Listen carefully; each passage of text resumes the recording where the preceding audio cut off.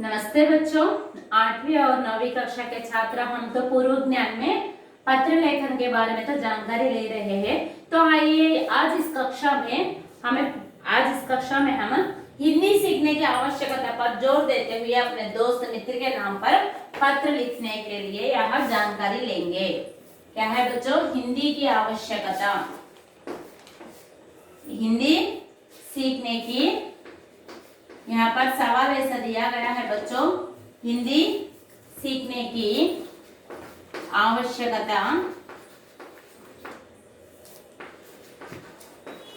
हिंदी सीखने की आवश्यकता पर जोर देते हुए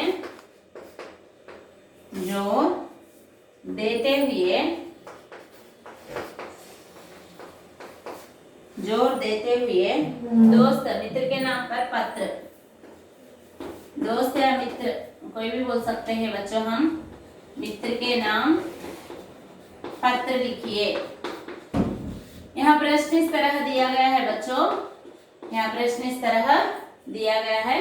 तो देखिए, हम जो भी पत्र लिखते हैं हमें दाईं तरफ जहां से लिखते हैं उसका स्थान का नाम, यानी स्थान जहां से लिखते हैं उसका स्थान का नाम। तो हम कहां से लिखते हैं? यहाँ विजयवाड़ा से लिखते हैं, तो विजयवाड़ा कामा। जिस दिन लिखते हैं उस दिन का दिनांक डालते हैं बच्चों, दिनांक यानी डेट, दिनांक। तो आज का दिनांक आकर 7/12/2020 फुल स्टॉप। पहले ऐसा लिखने से आपको यहाँ आधा अंक प्राप्त होगा, यानी 10वीं कक्षा में हम जो भी पब्लिक यानी परीक्षाओं में हम लिखते हैं तो यहाँ इस तरह डालने से स्थान का नाम और दिनांक डालने पर हम यहाँ आधा अंक प्राप्त होगा। तो हम जिससे संबोधित करते हैं, हमारे उम्र वाले बच्चे या हमारे से छोटों को संबोधित करने के लिए हमें प्रिय का संबोध करते हैं। तो यह मित्र है ना, मित्र यानी दोनों का बराबर उम्र है, इसलिए यहाँ प्रिय मित्र कामा। सुरेश कुमार, क्या नाम है माँ उसका? सुरेश कुमार, मित्र का नाम है सुरेश कुमार। तुम्हारा पत्र, जहां से हम नाम लिखे हैं उसके बीच से तुम्हारा पत्र आज पाकर मैं बहुत खुश हुआ,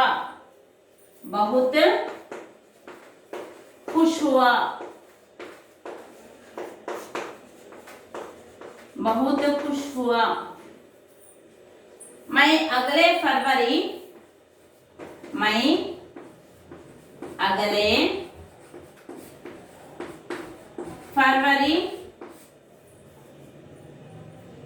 विषयार्ध हिंदी परीक्षा में, फरवरी में होने वाली हिंदी परीक्षा, विषयार्ध हिंदी परीक्षा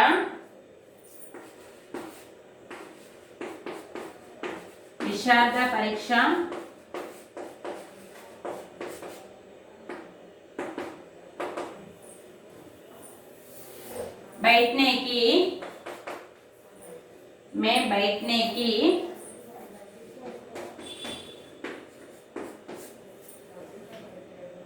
तैयारी कर रहा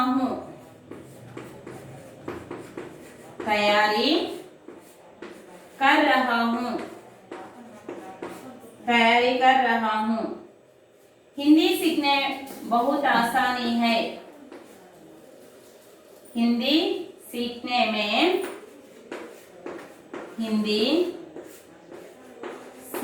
में बहुत आसानी है, बहुत आसानी भाषा है,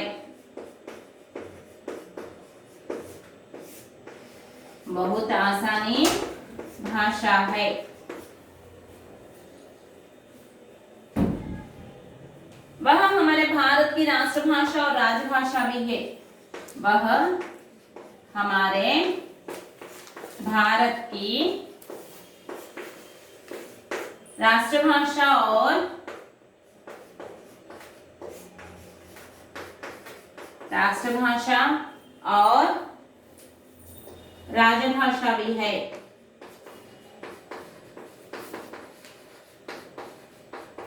राष्ट्रभाषा और राजभाषा भी है। देश भर में असंख्यात लोग यह भाषा समझते और बोलते हैं। देश भर में असंख्यात लोग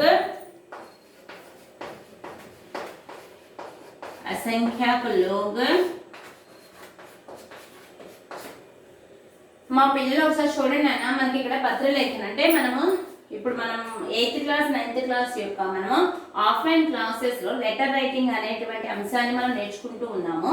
పత్రలేఖనం అంటే లెటర్స్ ఎలా రాయాలి, కంప్లైంట్ లెటర్స్ కానీ లీవ్ లెటర్స్ కానీ ఎలా రాయాలి అనేటువంటి విషయంలో మనము లెటర్స్ నేర్చుకుంటున్నాం. ఈ రోజు మన యొక్క తరగతిలో ఈ రోజు మన యొక్క క్లాస్ అంటే క్లాస్ రూమ్ లో పత్రలేఖల్లో ఇచ్చినటువంటి క్వశ్చన్ ఏంటంటే నాన్న, హిందీ సీఖనే की आवश्यकता అంటే ఏంటి, హిందీ నేర్చుకోవడం వల్ల అవసరము, హిందీ వల్ల అవసరం ఏంటి అనేటువంటి విషయం పైన జోర్ దేతే హుయే దానిపైన మనం మన యొక్క ఆలోచనని మన ఫ్రెండ్కి అనమాట స్నేహితుడికి లెటర్ రాయాలి. అంటే హిందీ యొక్క ఆవశ్యకత గురించి నీ స్నేహితుడికి నువ్వు వివరిస్తూ ఒక లెటర్ రాయండి అనేటువంటిది క్వశ్చన్ నాన్న. సో మనం ఏ లెటర్ రాసినా यानी पर्सनल लेटर्स निजी पत्र लिखे या दफ्तर के पत्र लिखे, ఆఫీస్ లెటర్స్ కానివ్వండి మన పర్సనల్ లెటర్స్ కానివ్వండి, ఏ లెటర్ రాసినా ఫస్ట్ మనం ఏం చేస్తామంటే నాన్న, లెటర్ రైటింగ్ రాసేటప్పుడు రైట్ సైడ్ అనమాట, దాయి తరఫున రైట్ సైడ్ మనం ఎక్కడి నుంచి రాస్తామో ఆ ఊరి పేరు రాస్తాము, అంటే స్థాన్ అంటాం నాన్న. అయితే మన 10th క్లాస్కి వచ్చిన తర్వాత స్థాన్ అని చెప్పేసి మనం ఇంటూ మార్క్స్ పెట్టుకోవచ్చు అనమాట. తర్వాత డేట్ అని చెప్పేసి ఇంటూ మార్క్స్ పెట్టి ఫుల్ స్టాప్ పెట్టుకోవచ్చు. మనం ఎక్కడ కూడా మన నేమ్ కానీ నెంబర్ కానీ మెన్షన్ చేయాల్సినటువంటి అవసరం లేదు. అంటే 10th క్లాస్ పబ్లిక్ ఎగ్జామ్ లో ఇప్పుడు 8th 9th గురించి ఉద్దేశించి చెప్తున్నాం కాబట్టి స్థాన్ అంటే మనం ఇప్పుడు విజయవాడ నుంచి రాస్తున్నాం కాబట్టి విజయవాడ అని చెప్పేసి కామా పెట్టాం నాన్న. నెక్స్ట్ దినాంకం మనం ఏ రోజు అయితే డేట్ రాస్తామో ఆ రోజు డేట్ అనేటువంటిది వేసాం. సో మనం ఇది అంటే ఇంగ్లీష్ నెంబర్స్ ప్రకారం వేసాం కాబట్టి మనం ఇంగ్లీష్ ఫుల్ స్టాప్ అనేది ఇచ్చాము. అదే మనం హిందీ నెంబర్స్ ఇచ్చాము అనుకోండి నాన్న, హిందీ నెంబర్స్ సాంతల ఫర్ ఎగ్జాంపుల్ ఇలా అని చెప్పేసి, 12 అంటే ఇలా అని చెప్పేసి, తర్వాత 20 అంటే ఇలా అని చెప్పేసి పెట్టాము కూడా మనం హిందీ ఫుల్ స్టాప్ పెట్టాలి. అంటే హిందీ ఫుల్ స్టాప్ అంటే ఏంటి, ఇక్కడ మనకి లైన్ అనమాట గీత, కానీ మనం ఇంగ్లీష్ యొక్క నెంబర్స్ పెట్టాము కాబట్టి మనం ఇంగ్లీష్ ఫుల్ స్టాప్ అనేది పెట్టాము. ఇలా మనము స్థాన్ మరియు డేట్ వేసినందుకు మనకు హాఫ్ మార్క్స్ అనేటువంటివి మనకు ఉంటుందన్నమాట. తర్వాత ప్రేషక్ రాస్తాము మనం కొన్ని లెటర్స్ లో సేవా మే రాస్తాం. ప్రేషక్ అంటే ఫ్రమ్ అడ్రస్ నాన్న, సేవా మే అంటే టు అడ్రస్. ఇక్కడ మనకి పర్సనల్ లెటర్ కాబట్టి మనతో సేమ్ ఏజ్ ఉన్నటువంటి వాళ్ళతో అయితే మనము అలా మరి మనకంటే తక్కువ ఏజ్ ఉన్నటువంటి వాళ్ళకి ప్రియ అనేటువంటి రకంగా సంబోధిస్తాం అనమాట. అదే మన పెద్దవాళ్ళకి అంటే తన కుమారుడు తన తండ్రికి మనీ అడుగుతూ ఎక్స్కర్షన్ కోసం పుస్తకాలు కొనడం కోసం మనీ అడుగుతూ లెటర్ రాయాలనుకోండి, అప్పుడు ఏమని పెడతాం, పూజ్య పితాజీ అని పెడతాం. కానీ ఇది సేమ్ ఏజ్ కాబట్టి మనం ఏమని సంబోధిస్తున్నాం, ప్రియ అంటే డియర్ అనేటువంటి విధంగా సంబోధిస్తున్నాం. ప్రియ మిత్ర, ఏం పేరంట స్నేహితుడి పేరు, Suresh Kumar comma. తుమ్హారా Patra పాకర్ my బహుత్ హి, నీ లెటర్ అందుకొని నేను చాలా సంతోషించాను. ఫస్ట్ నీ లెటర్ వచ్చింది నువ్వు అడిగావు అనమాట, హిందీ యొక్క ఆవశ్యకత ఏంటి అనేటువంటిది నీ లెటర్లో అడిగావు. నీ లెటర్ని నేను తీసుకుని అది చదివి చాలా సంతోషించాను. మై అగ్లే ఫర్వరీ మే, మనకి హిందీ ప్రాథమిక మాధ్యమిక రాష్ట్ర అంటే దక్షిణ భారత హిందీ ప్రచార సభకు చెందినటువంటి ఎగ్జామ్స్ ఉన్నాయి కదా నాన్న హిందీ యొక్క, ఆ ఎగ్జామ్స్ మనకి ఇయర్లీలో 2 times జరుగుతూ ఉంటాయి అనమాట. ఫర్వరీ ఆగస్ట్ ఇప్పుడు సెప్టెంబర్ కి చేంజ్ చేశాను నాన్న. సో ఫర్వరీలో జరిగేటువంటి హిందీ విశారద పరీక్ష అనేటువంటి దానికి నేను ప్రిపేర్ అవుతున్నాను. బయట రహాము అంటే హిందీ ఎగ్జామ్ గురించి నేను ప్రిపేర్ అవుతున్నాను, ఆ పరీక్షకి నేను తయారీ అంటే సిద్ధంగా అన్నట్టు రెడీ. ఫర్వరీలో జరగబోయేటువంటి హిందీ ఎగ్జామ్ కి నేను ప్రిపేర్ అవుతూ ఉన్నాను.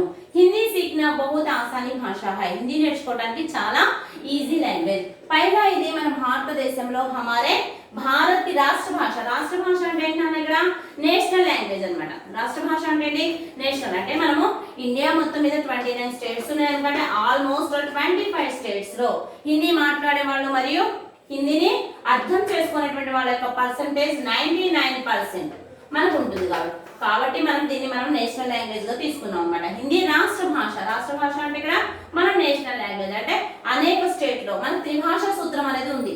మన భారతదేశ యొక్క గవర్నమెంట్ అంటే భారత్ సర్కార్ ने हमें त्रिभाषा सूत्र में अमल में लाया है. ఎవరైతే ఇండియాలో పుట్టారో వాళ్ళ ప్రాదేశిక భాష అంటే మాతృభాషతో పాటు హిందీ మరియు ఇంగ్లీష్ నేర్చుకోవాలి అనేటువంటి త్రిభాషా సూత్రం కూడా మనకు రూల్లో ఉంది నాన్న. సో ఇది నేర్చుకోవడం మనకు చాలా ఈజీ. వహ हमारे भारत की రాష్ట్రభాష और రాజభాష. ఈ రాజభాషగా మనం దీన్ని ఎప్పుడు గౌరవాన్ని గుర్తు చేసుకున్నామంటే 1949 దీన్ని ఏమంటారు 1949 ఇయర్ని 1900 ఏమంటారు 1949 సితెంబర్ 14 అన్నమాట. సెప్టెంబర్ 14 మనము హిందీని మన హిందీ దినోత్సవం సెలబ్రేట్ చేసుకుంటాం. 1949 నుంచి మన అనుచ్ఛేదం అంటే మన యొక్క రాజ్యాంగంలో దీనికి రాజభాషగా, రాజభాష అంటే ఏంటన్నా అధికార భాష అన్నమాట, రూలింగ్ లాంగ్వేజ్, అధికార భాషగా మనం దీన్ని గౌరవాన్విత అంటే దీనికి గౌరవమైనటువంటి స్థానాన్ని ఇచ్చాము. సో భారతదేశంలో ఉన్నటువంటి అనేక మంది జనసంఖ్యాకులు టు కంటిన్యూ చూద్దానన్నా ఒకసారి.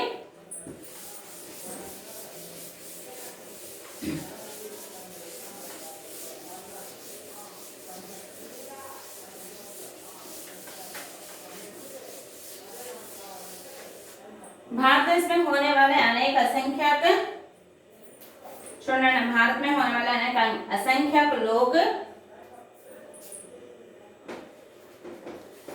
भारत के असंख्याक लोग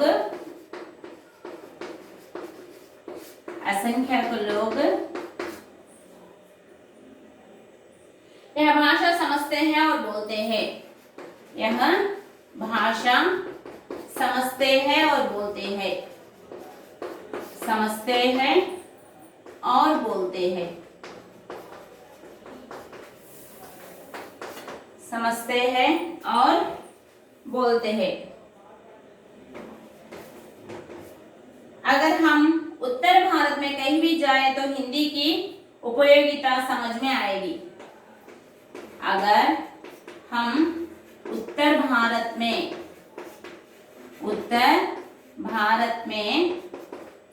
कहीं तो भी जाए तो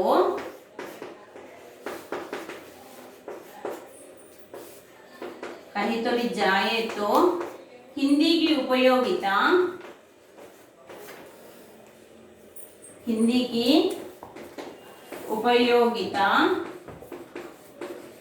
समझ में आएगी.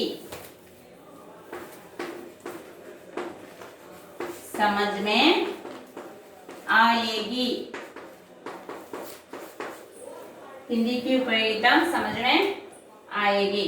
वहाँ अंग्रेजी या किसी भी दूसरी भाषा से काम नहीं चलता. वहाँ अंग्रेजी या किसी दूसरी भाषा से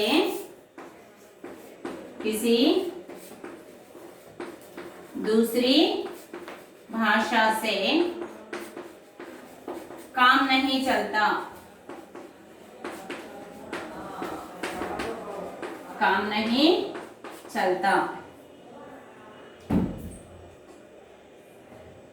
इसलिए तुमसे भी मेरा अनुरोध है कि तुम भी हिंदी सीख लो. इसलिए तुमसे भी मेरा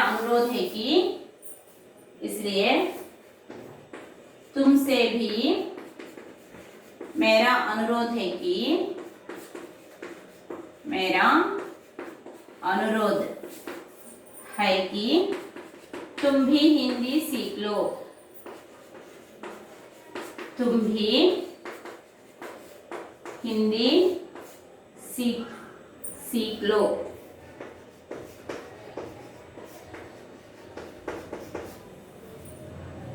तुम्हारा प्रिय